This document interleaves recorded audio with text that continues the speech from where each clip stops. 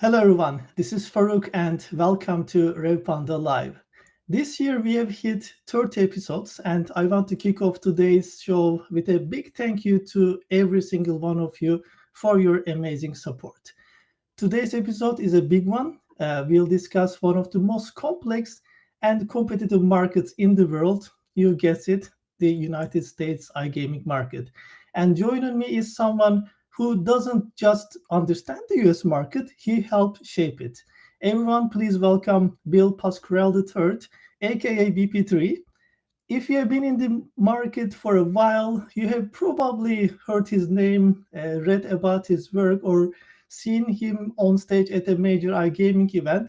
He's a partner and strategic advisor at PPAG, a key figure in the repeal of PASPA, and widely known as a fixer, expeditor, problem solver for iGaming companies across the US and beyond. Bill, it's an honor to have you on the show. How is everything over there in New Jersey? Farooq, thank you very much for having me. Jersey's doing great. The weather's beautiful. I'm actually right now working from my beach house on Long Beach Island, which is a 19-mile barrier island right on the Atlantic Ocean. And it's great because I could get to the airport, I could get to Atlantic City, I could get to Philadelphia. It's very easy, and it makes me happy to be here. So thank you for having me on Revpanda live podcast. I'm looking forward to it very much. Fantastic. I'm a bit jealous because here in Europe, in the north especially, we still don't have summer weather. So it's very good that you're enjoying and working from a beautiful part of the country and you have easy access to anywhere. So very good to hear. By the way, how were the July 4th celebrations last week? Well, July 4th is very special in many regards because it's when we became independent. It's our Independence Day. It's a beautiful ceremony, no politics, parades, fireworks, barbecue, beach. What could not be liked more than that? And my daughter and my wife, I have 4 kids, but my youngest child is 10. And we just spent the whole weekend on the beach. I was resting up from a very busy 6 months to start the year, 5 months, I guess. Thank you very much. I'm so pleased to be here. It was so wonderful to be able to do a quick interview with you when I was in Prague. Yes. It was lovely, and we had, I think, even on the first day, about like 800 views, which is really not very usual in a niche like iGaming. So thank you for sharing your insight with us, and I'm very happy that you had some time finally to rest during these, holidays. And I hope this summer will be a good one for you as well. And we're all looking forward to seeing you in Europe at the next iGaming event will be coming over. Everyone, if you're an iGaming professional looking to enter the US market or you're already operating in this market, you'll want to stick around for this episode. So grab your coffee like Bill and myself, get comfortable, and let's kick things off with some wise words from BP3 himself. Bill, I think most of our listeners today they recognize you from your extensive experience in state, federal, and global public affairs, particularly in the iGaming industry. As I was telling earlier, we know you as a fixer, expeditor, and problem solver. But how do you describe yourself and your role with your own words? Yeah, it's interesting, Farouk. Many years ago, I had a friend, not a client, come up to me when I was in London and said, Bill, like everybody knows your name, but not everybody knows what you do. So I am at the baseline, Farouk, a lawyer, but I don't like to be referred to as a lawyer because a lot of people, when you say lawyer, they roll their eyes. Oh my God. So what I typically do is advisory services, strategic advice, regulatory affairs, licensing, immigration, which is a big issue, particularly now with the new administration in Washington. So I do a panoply of things. I no longer do litigation. If you want contracts done, I have lawyers in my arsenal because I try to do more value added work than just, strictly contractual M&A work. And I'm blessed. I started out in the brick and mortar casino industry, representing casinos in Vegas, New Jersey, Pennsylvania, Connecticut.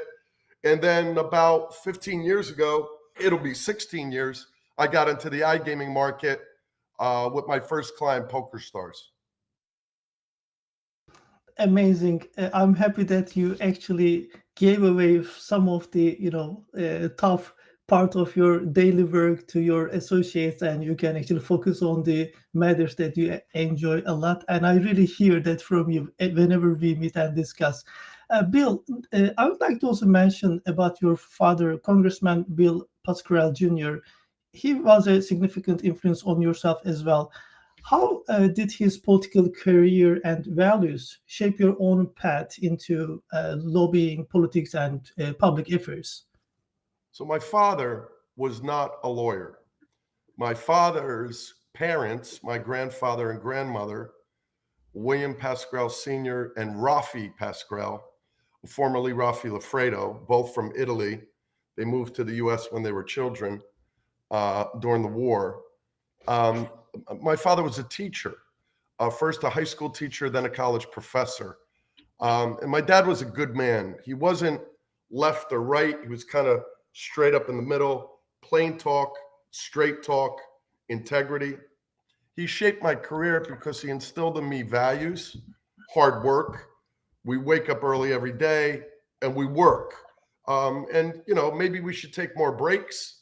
I was thrilled to have 3 days for the holiday, but my dad didn't take many vacations. A, he couldn't afford it, and B, he loved his work.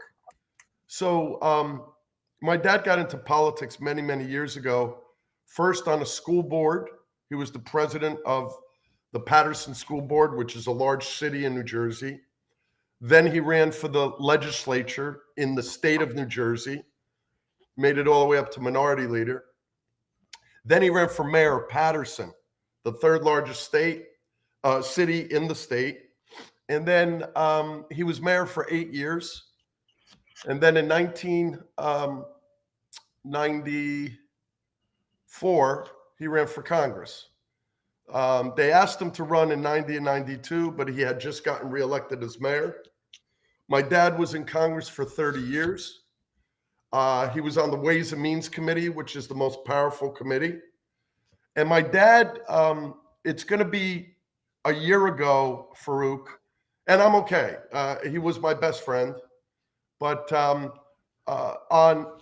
July 14th of last year, they had just broke for session. They were in the week of July 9th.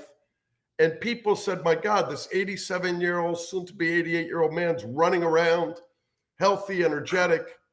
And he got a bit of an infection from a new pair of shoes my brother got him.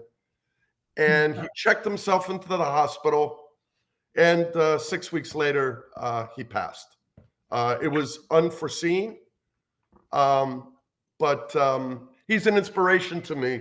My dad was not a gambling attorney. He wasn't an attorney at all. He loved to play at casinos, but he's done me well because he taught me well. Amazing. I'm very happy that you have got such an example as your father. And I believe that also, Bill, the previous generation, they have been great examples for us, like with their hardworking and everything. So this is how I think we can remember your father, and this is actually a good time to commemorate such people that has important roles in our life. That's right. Bill, and yeah, as you were saying, he liked playing or gambling, as you were saying. I think it's a state of mind in these days. I've been to Las Vegas, I think about like 9 or 10 times. So yeah, I saw the spirit. Yeah, it's amazing, Farooq. I never realized how recognized my dad was until his death. Now, I knew he was out there and people knew him, but 7,000 people came to the funeral, and the cathedral, St. John's Cathedral, only holds 2,500. So they had jumbotrons. And I'm sure many of your viewers and listeners, particularly in the industry, know of CBS News? Well, Yeah. they honored him by CBS National News broadcasting the entire funeral. And it was quite an incident. I love to speak, as you know, Faruk. As we You say in do. America, BP3 can talk chrome off a trailer hitch, right? I love to talk, but it was the most difficult speech I ever had to give. And I kept writing it, and I don't like to read. So what I did is I decided to keep my speech in the pew of the cathedral when the cardinal called me up, and I spoke from the heart, 10 minutes. And what I wanted to leave everybody is, you are here because you respect my dad. I thank you for that. From the senators, the governors, the U.S. senators, the Congress people, the Attorney General, all that were there. Thank you, friends and family. But the beautiful stories of homeless people and drug addicts who my dad helped over life, that are the unsung stories, were great. But my best way to share how important my dad was to me, he wasn't just my dad, he was my best friend. And I spoke to my dad, whether I was in Singapore, Malaysia, Hong Kong, Poland, London, Brazil, or the US. Every morning we spoke. And if I didn't call him by 6 a.m., by 6:05, he was calling me. And so I missed that. So I speak to him in my own way spiritually, but that's the impact he has on me. I lost my best friend. I'm actually very happy that this relationship is such a deep relationship, as you call him as best friend. And also I hear from you he touched many lives, not only those, as you say, congressmen, mayors and so on, but just ordinary people as well. So that's really incredible story. Thank you for sharing all this with us, Bill. I very much appreciate. My If you pleasure. like, we can turn the wheel a little bit to the iGaming market, especially in the US. And Sure. I think you're the best person in my network to ask this question. How would you describe the current state of the iGaming market in the US now? Yeah, Farooq, I, you're really good at interviewing because you allow me to hit my sweet spots. When I was first approached by Poker Stars through a friend of mine, Joe Brennan, who's a famous person in the industry, Joe's a dear friend, and Joe's brought me a lot of business. I knew nothing about iGaming. When Poker Stars reached out to me, they said, Bill, did you know your father is the co-sponsor of the iGaming bill in Congress? I said, I did not know that. They said, well, what do you think the chances of that bill passing are? I said, zero. Not because my dad isn't good at what he does. I know why my dad did this as I did research. He did it as a favor to a constituent of his who was in the industry. But the problem is that in order to get a bill passed, okay, you have to have both sides of the aisle. You have to be able to move. And at the time, in the early 2000s, that wasn't going to be the case. There was a Republican president. The legislature was Republican. Barney Frank, the former congressman from Massachusetts, who was the first openly gay congressman, was the prime sponsor of the bill. My dad was the co-sponsor. But they weren't able to get any hearings. They didn't have a good lobbying effort. So I said to Isai Scheinberg, the founder of Poker Stars, what a great man and a great story. When he first spoke to me on the phone, he said, I need you to come to the Isle of Man and meet with me. I said, the Isle of Man, where is that? This is how much I've learned in life. This is 15, 16 years ago. I didn't even know about the Isle of Man.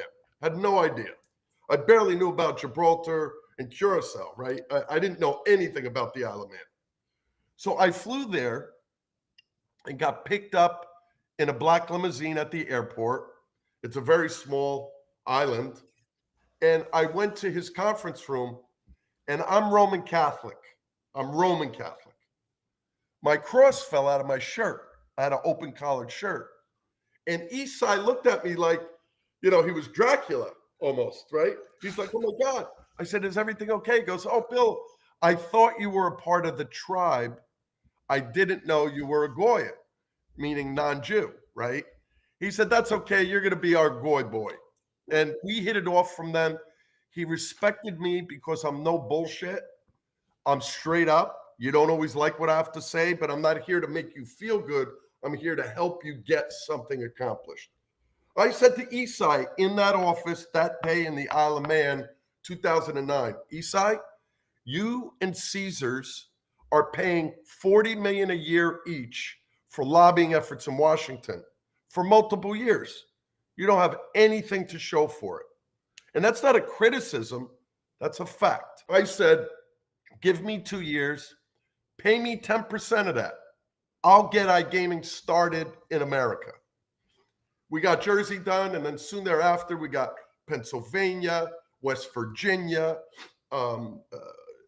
Michigan, Connecticut, Rhode Island, Vegas. But the problem is that Esai sort of went away when he sold to Amaya. Esai is a great reason why we have iGaming in America in 7 states plus poker only in Nevada. Now, a lot of people like to give me credit for it. I think I deserve a little bit of credit, but he was the man with the capital and the push that allowed me to do what I do. What my job is, which is important, and what a lot of people throughout the world outside of the US don't understand is this. Government affairs lobbying is very important in the industry, no matter where you are. But it's different in each country. The politics of Poland is very different than the politics of Italy, which is very different from the politics in the UK, and so on and so forth. Number 2, just any lawyer can't be your lobbyist. You got to have relationships, respect, credibility, background, experience. I see lawyers being hired by particularly European, Latam, Oceania companies to come into the US that know nothing about gaming. And so they're learning on somebody else's dime. And all I say moving forward is, if you don't use me, that's okay. There's other qualified people. Ask this question. What have you accomplished? Ask the question to the person you're hiring. The industry is stuck right now. Instead of moving things forward vertically in a positive way, they're now working on banning sweepstakes. They're trying to ban predictive markets like Robinhood and Kalshi and Crypto.com. Like, that's stupid, right? Promote your market, move your market. Look at what's happening now. Taxes are going up, regulations are going up, more RG tools. All of that's happening for one reason. The industry blames the politicians. I am a part of the industry. I blame us. We need to do a better job to tell our story. We create jobs. We're legal. Yeah. We pay taxes. Okay. And we provide innovation. Okay. Well, that's a great story that nobody knows. And so, look, in terms of sports betting, we're in, 38 states now, 39 states. Right? Some online, most online, some only retail. iGaming, we're only in 7 states. So there's a reason for that. I think that things are going to change, but it's going to take time. And what I encourage, I represent a couple of Polish companies, one of which I met them at the Hipster event 3 years ago, B Gaming. Out of Poland. It's a great company. They're really good, but they're like, Bill, we need help getting licensed. So they're a B2B company. They make content for slots. Like, they have Snoop Dogg slots, which everybody loves. They're now growing and scaling. But what I loved about it is I explained to them, I have a little bit of a connection to Poland. My brother, Glenn, married a Polish woman, Magdalena Buczek, from Gdansk, right? And when my parents met her parents, I wasn't there, but my brother was like, it was wonderful. They didn't speak any English. Our parents don't speak any Polish, but they got along. They had a drink, they had food, they laughed. Magdalena was translating. I mean, that's the beauty of the world, right? Coming together. As life goes on, the universe does get smaller, right? And the problem is that a lot of particularly European companies come across, they Google big law firms. Those firms are charging them astronomical money and they've never been involved in gaming. And it's unfortunate. Hopefully that'll change in time. But hey, I'm 60 years old now, so I don't have much longer. Maybe another 20 years. In by the way, I wanted to stop you over there when you were talking about your brother and wife. Her name is Magdalena. My wife's name is Magdalena. And you mentioned about Gdansk. We live in Gdansk. So the incredible similarities. So I would love to pay a visit when I'm in the States and just meet, and the wives can meet as well. So Oh, that's great please, Faruk, story. anytime you come over, you just let us know and we will make sure we get together. Absolutely. Thank you so much for invitation. And also, I would like to have a shout out for Marina from B Gaming. She's amazing. Anytime we go to events, we always have an interview with her as well. So the brand is growing like uh, astronomically. We can see that. So congratulations on this fantastic work for Marina and her team as well. And you were saying that one of the main things that we need to ask, what have you achieved? So that's actually a good question to get started. And I was earlier telling about yourself, as a problem solver, right? So that's how I wanted to introduce you. And I'm very curious, like listening all the, let's say, background story that you have got and many years you spent in the industry. How has the nature of the problems you are asked to solve for those brands that you are working with evolved? Yeah, that's a good question. Let me say one quick snippet about Marina, who I respect immensely. I love representing women owned companies. Marina is the CEO.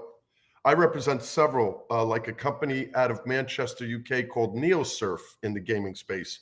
All women, right?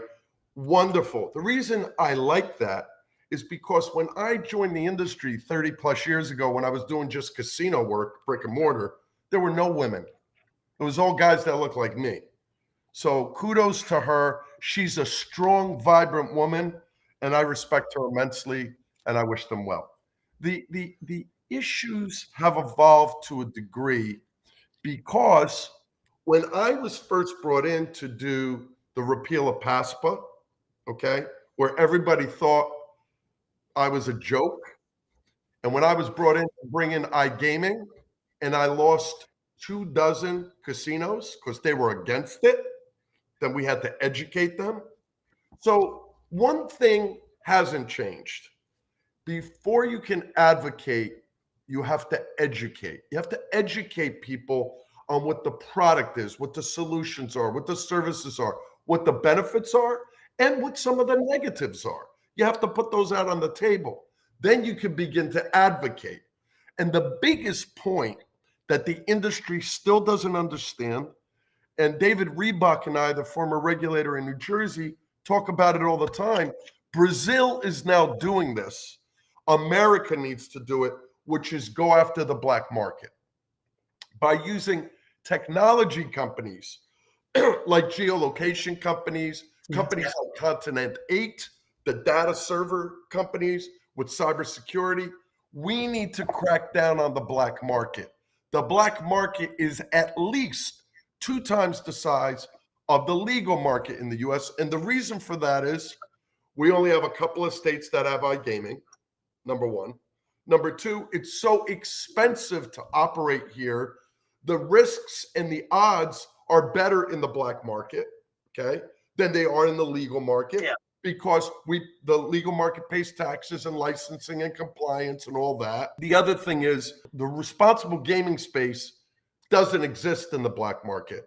Caring for your customer, consumer protection doesn't exist. You're lucky you get paid, right? There are some things which are happening, but I believe one of the biggest ways we can move forward is explaining to state politicians that don't yet have iGaming. Do you realize that all your citizens are doing it anyway? They're just doing it in the black market. They don't care whether you legalize it or not. You should care, so you create legitimate jobs, licensed entities that aren't money laundering, and you crack down on the black market. So one of the ideas I'm promoting now, not back when I started, because I've learned, is any regulator in America that licenses operators in iGaming, sports betting, or online sports betting, if they have ancillary service providers like affiliates, KYC, age verification, geolocationing, data centers, those entities cannot also serve the black market. You have to certify that you're not in the black market in order to continue to operate with a licensed entity. That will have a big impact because the black market can't afford to open up their own data centers. They need to use other entities. So that's the evolution that's been happening. And I believe that soon enough, because tax rates are starting to increase, the operators are going to be forced to thinking outside the box. Absolutely. And uh, as citizens, we like to think that government actually cares about us and they care about the player safety and so on. I want to think this way, but what I see is actually they are after the taxation. Of course, the tax needs to be there and licensing and everything else. So as you were saying, it is already being done by citizens. So why not just having it in a legal way and improving the communication between the market and the regulators? And having it in a way that is more responsible, as you were saying, and companies will do what they need to do, which is like taxation, for instance, and keeping things in order. So that's a very good way to say. And Brazil, I'm watching Brazil very closely, Bill, and we actually had an amazing session here at Revpanda Live with some market experts. I will just drop the link to this particular podcast session, and they are doing things right, and they are learning from different markets. And I believe that they might be really ahead right now when it comes to all regulations and everything in the world when it comes to iGaming. It's a big market. It's going to be a very profitable market. There are certain things that people don't like, but that's the case everywhere, right? Local Yeah, culture.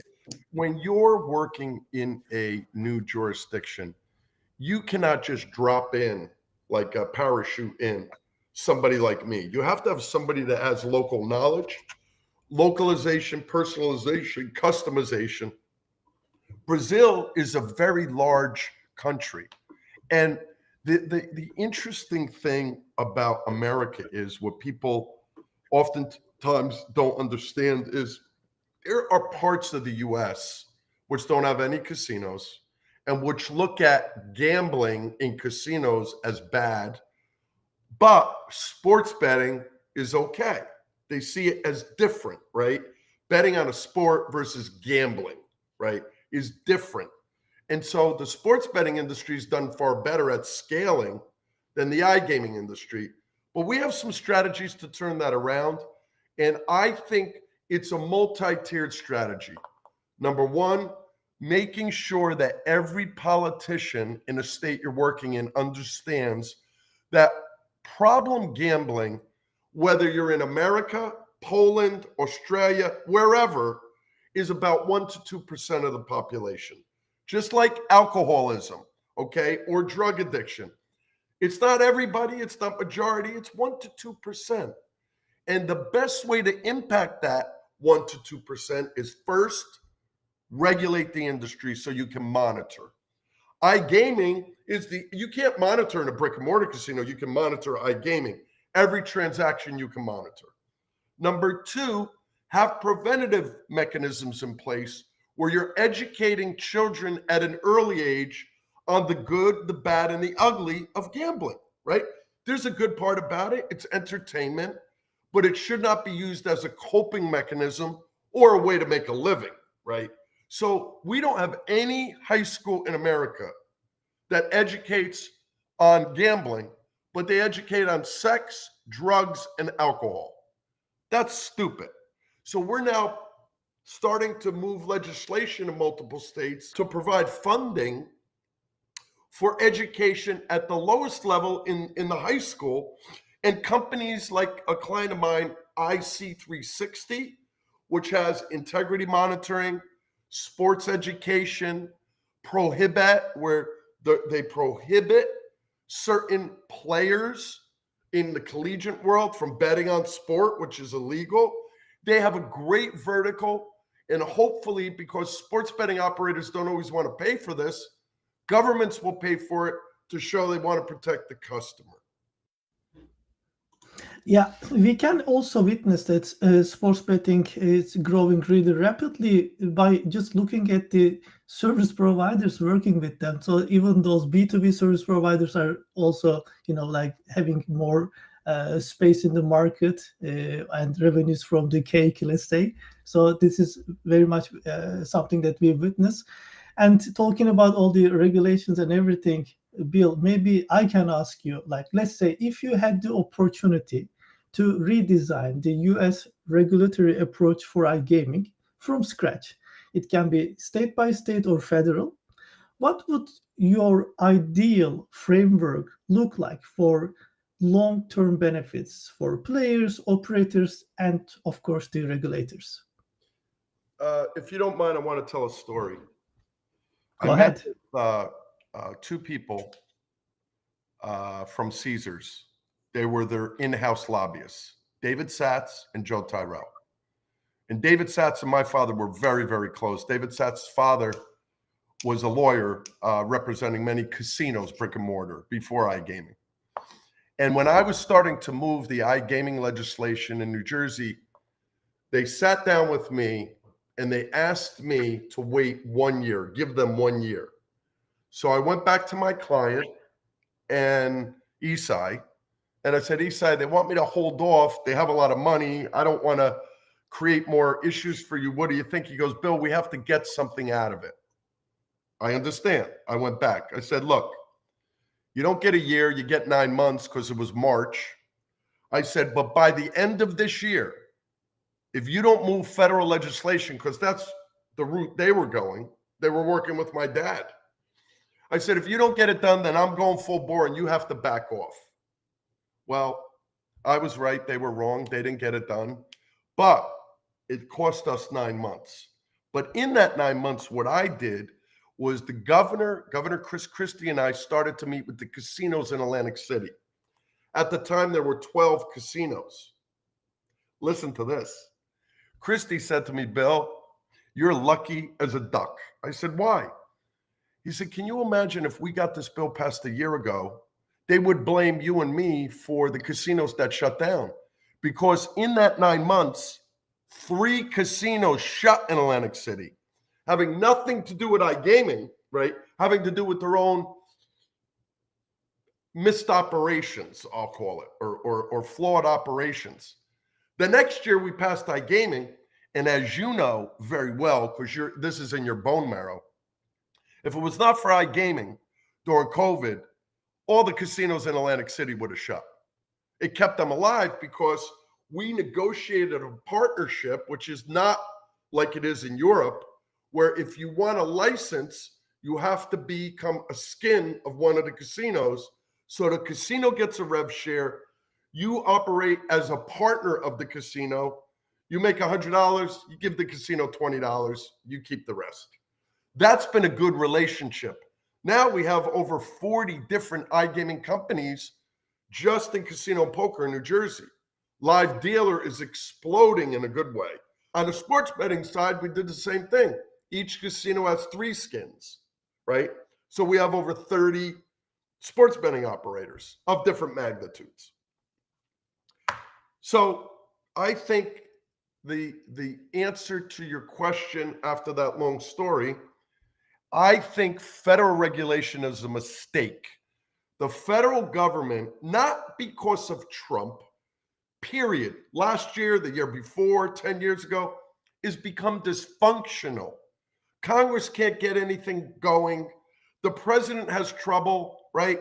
It's not perfect, but the federal government has never regulated gaming, nor should they regulate gaming. It's got to be by a state by state. That's the way to do it, because one state advances something, other states will then look at it, educate, and follow. And it's a better system. Yes, it's more expensive. And all the operators, all they talk about is, wow, hopefully someday we can get federal regulation. But I don't think that would be a good thing. I really don't. I do a lot of work with the federal government. It's become dysfunctional.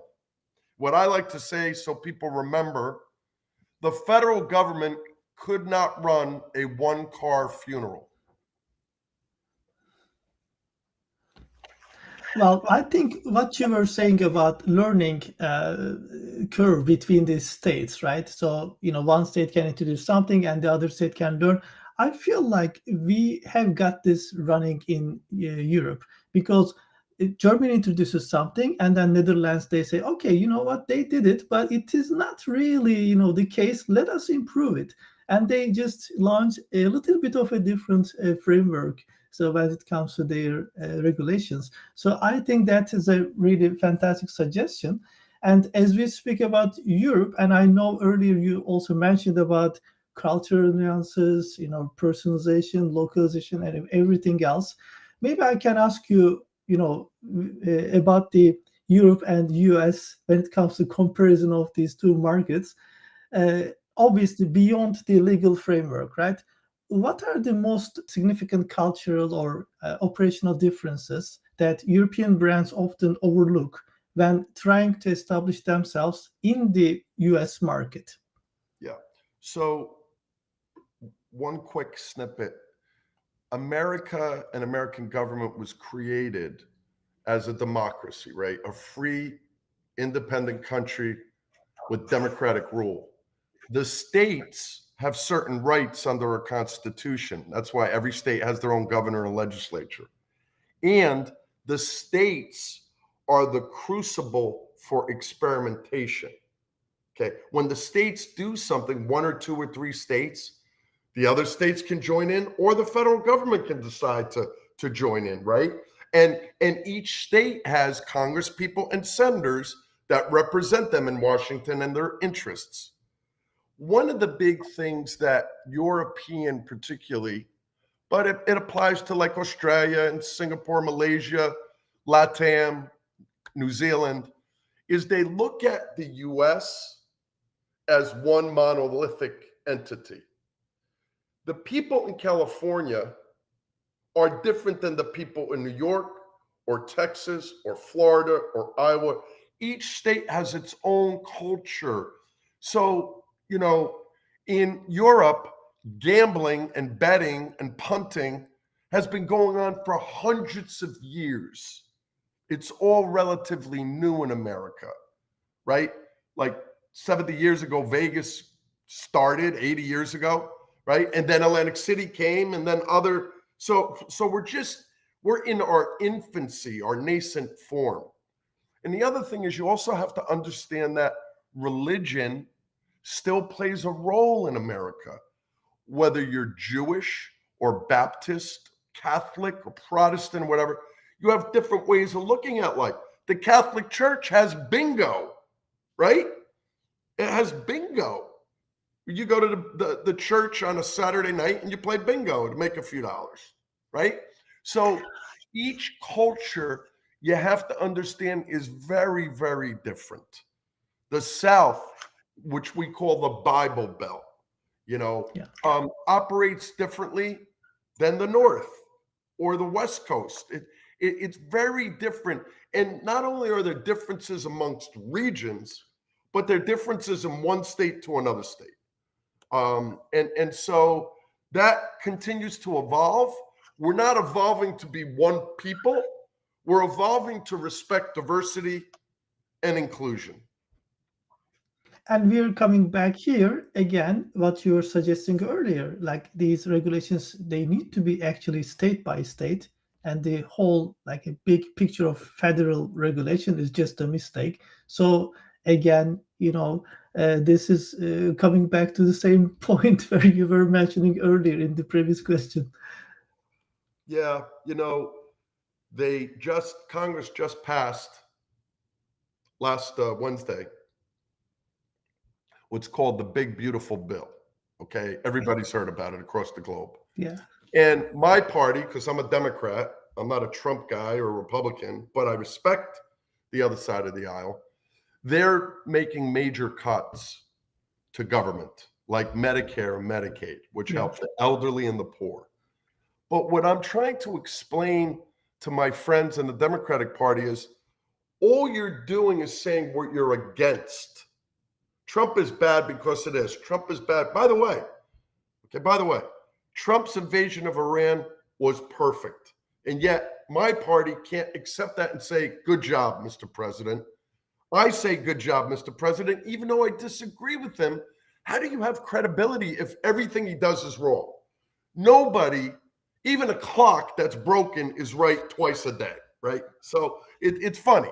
So in the Medicare industry, there is massive fraud and abuse.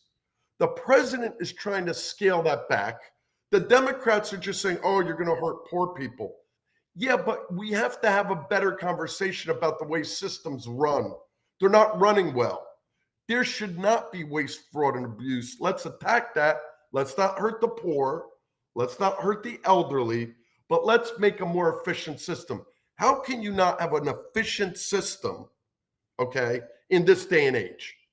And so I think there's going to be a lot of good that comes out of this, but the problem is in the meantime, we're American people are growing to be disillusioned about institutions, the church, the Supreme Court, the Congress, the White House. We're just like fed up with everything, right? And that's not good either. So I say, I don't want to hear what you're against. I want to know what you're for, what you're going to do, what you're going to promote. And then maybe there'll be a better conversation and stop the personal attacks.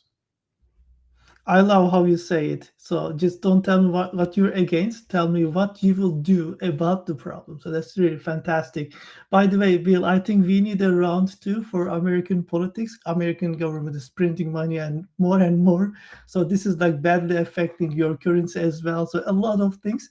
But maybe the good part is as we have more money printing coming over with the big, beautiful bill, it may flow into iGaming as well, so it can help industry grow a little bit maybe in this space too. Bill, how about we talk about the European iGaming brands, the model that we have over here? Do you think that US have something to borrow from European markets, the way we approach to iGaming markets? Yeah, I do. I provided the solution, which isn't perfect. No solution is perfect. No solution. But I provided the solution to allow the politicians to vote for iGaming by tethering the online with the offline, right? That doesn't exist in Europe. And so at some point in time, we have to revisit that because these iGaming operators are spending massive money and they have to kick some of that money back just because they're collaborating with a casino, right? That's one issue that needs some fixing. One of the things I don't agree with a lot of European um, jurisdictions, particularly like in the Netherlands and Denmark, that area, Yeah. is affordability checks, right? As an American, I don't think the government should tell me what I can afford, right? That's my business.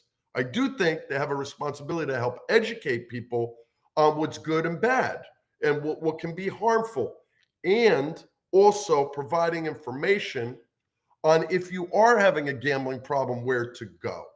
Okay. Not just the 1-800 number that we all talk about, but I represent a company purely in the therapeutic space in the gambling industry called Burgess Health. It's blowing through the roof in terms of scale and revenue. Elliot Rappaport, the founder of Burgess Health, is providing, in collaboration with prevention tools, is providing therapeutics where you can go to a clinic or you can do a virtual visit to help you manage your problem gambling and to help you understand that it's a problem that if you don't manage can become even more serious and problematic. Financial decline, divorce, suicide, crazy things, stealing, whatever. So the other thing about Europe that I think America can learn about is they've been doing this so much longer than us. We're here, they're here. So the experience and the journey, we should do a better job of following because we can prevent some of the mistakes and pick up on some of the success in a more accelerated way. I see. That's very good. And you mentioned responsible gambling, which is something that you often speak about. You know, when you're attending iGaming events, at almost all your keynote speeches. What would a gold standard, let's call it this way, responsible gaming ecosystem look like in practice, according to you? 25 years ago, when I started, maybe a little longer than that, 30 years ago, when I first started going to conferences, both in the US and outside, there was never a discussion about responsible gambling or problem gambling. Also, just to empathize, there was never a discussion about women or Black and brown people. Every conference in the last 5 to 8 years has RG panels and diversity, equity, and inclusion panels. Okay, that's great. I am tired of talking about it. I want people to not discuss the problem. What's the solution? Now, one thing, I said it earlier, no solution is perfect. And each solution has to be nimble and provide flexibility to adapt to changing times. Every time you put a solution forward between AI and other technologies, it can adapt to that and make your solution obsolete. So you need to do a few things. You need to provide tools to explain to customers when they're going into harm's way. Why? I know 10 years ago when the RG issue started to become sexy and operators in America had to hire RG leads, when those people came into a boardroom, all the rev site people didn't want to see them because they thought that the RG people were going to hurt their revenue. What they didn't understand is by adapting good RG standards, education, small snippet videos, playing, pausing as you're reaching the markers of harm, slowing down. What you're doing is you're creating a more sustainable industry. Because if you start to see people that are customers of yours falling off the cliff, that's going to ultimately hurt your brand. Okay. And I put it this way because people never remember talk, they remember stories. I said at a conference in Vegas 10 years ago, I used to be just a brick and mortar casino advisor, lawyer, lobbyist. And I know back then, all they cared about was you walked in the door, are you 21, good, go? They looked at the gambling addicted customer as the VIP. Oh, so for you just lost all your money? Here's another marker. We'll give you a loan. Keep gambling. The online industry cannot afford to handle it that way. The online industry's biggest challenge is to make sure they're doing serious self-regulation, not checking a box, because other states are watching. And as the problems rise and you don't solve them, other states won't do it. Bill, you mentioned about self-regulation. Do you think the iGaming industry is capable of self-regulation, or will the real progress always require external pressure that we have been discussing today? I think it's a combination of both. I don't think in and of itself that self-regulation will happen without motivation. So you have the carrot and the stick, right? You have incentivizing, and then you also have penalties, right? So the let's take for example my home state of New Jersey. The DGE 3.5 years ago came out with RG standards, right? Mhm. Where you have to show players that have been spending a lot of time on the app, right? A pause and show them a quick 30-second video. Operators didn't want to do that. They said, "Are you crazy? That's no problem." But the problem is there has to be balance. While you're also requiring regulation, if the operators stay ahead of the regulators, they're not going to have problems. But what they should be asking the regulators to do is, look, we're self-regulating. We're doing this, that, the other thing. There's dozens of different offerings and tools. Regulator, what we need you to do is do a better job cracking down on the black market. Because as you scale down the black market, those players will come into the regulated market, and that's the benefit. Nobody wants to talk about it because it's hard. I actually fully agree with you on that. It needs to be the blend of those two, right? So there needs to be a regulatory body that will set the standards and communicate it, and also the market needs to work with them hand in hand. But at the same time, I think right now we see this very often.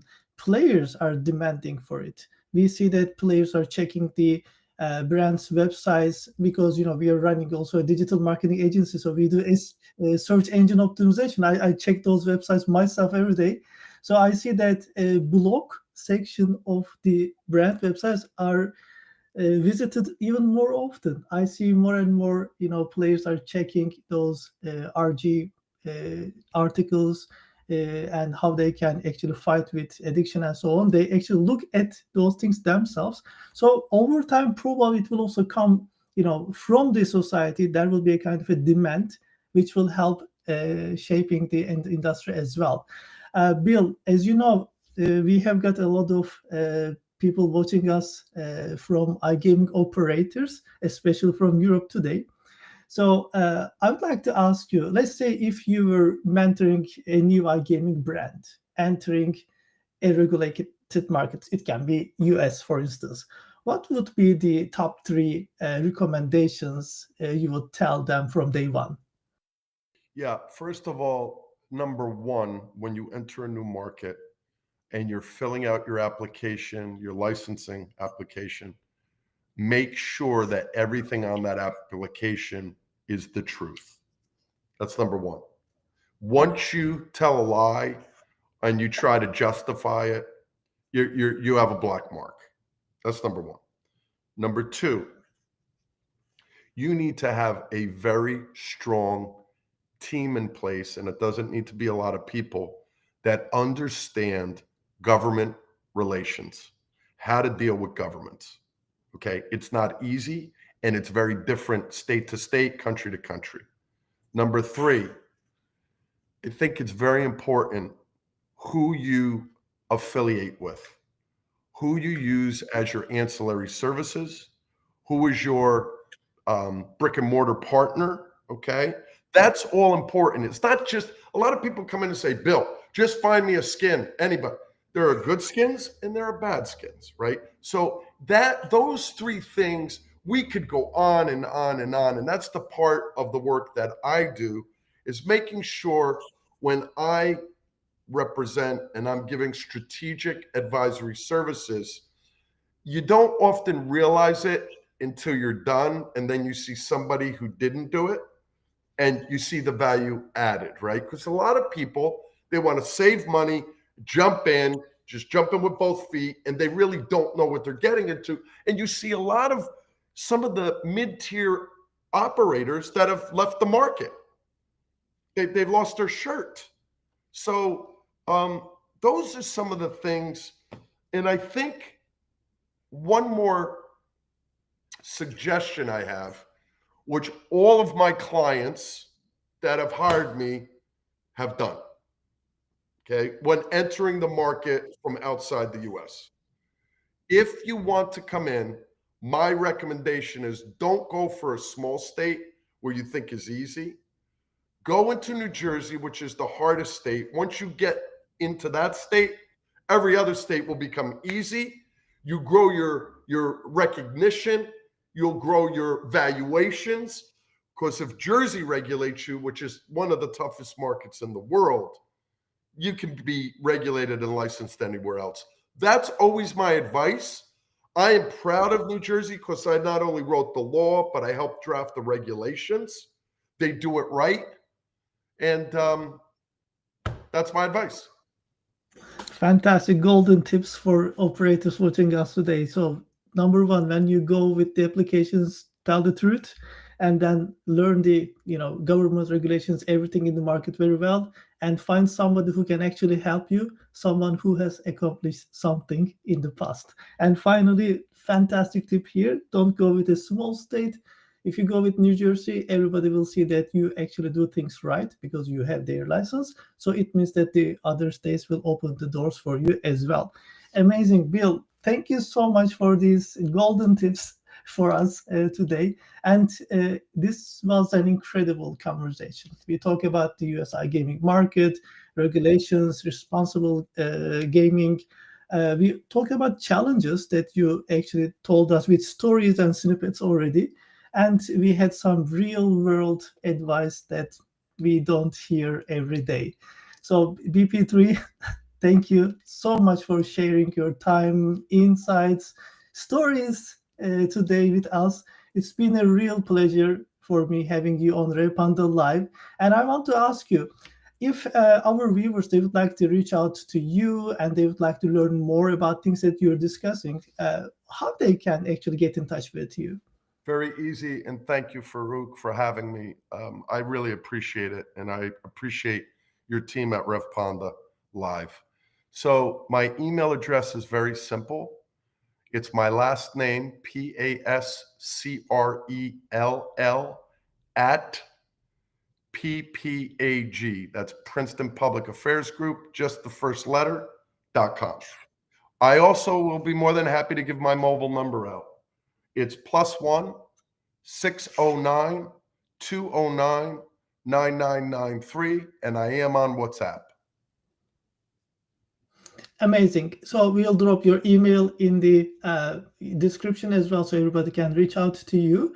And are you heading to Europe for any iGaming event soon? Yeah, I have a couple of events in America this week and in August. And then I'll be at EGR in Laguna Beach, California, which is a wonderful event. I go every year. I've been going for 15 years now. 15 years. Wow, I will be coming over to Lisbon for SBC. Then I'll be going to Rome for Sigma. And then I'll be going to Malta for their RG day in early December. I'll also be at a very interesting event, which they've invited me to come speak. They're paying for me to do it. It's called TAG, the advocacy group, which is made up of lobbyists across the US and some lobbyists in other countries. They're having their event in Charlestown, South Carolina, the first week of December. I'm going in to educate lobbyists on how to do better in the gaming space. Fantastic. I'm looking forward to meeting you in person again. I think next time we'll be in Lisbon for the SBC. So very happy to have you with all these flagship events that we have got in Europe. And everyone watching or listening us today, thanks again for joining us. I hope you have got some new ideas and new ways of looking at things, especially about the US market.